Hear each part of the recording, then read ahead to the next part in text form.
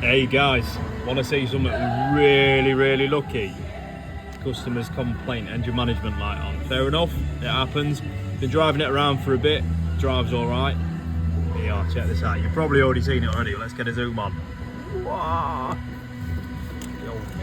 Oops. And as you can see, the belt's loose as well. Oh, belt's quite loose. We'll look up here.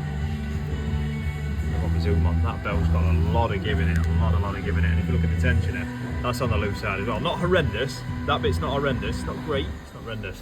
However, I don't know what the rest of it looks like down there, but I've seen all I really need to see going on here. So the timing's out, enough for it to flag up an engine fault, but still run okay.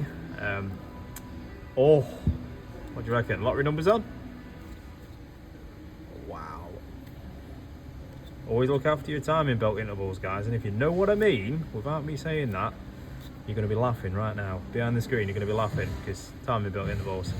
Mega lols! Anyway, in the next one, love you, bye.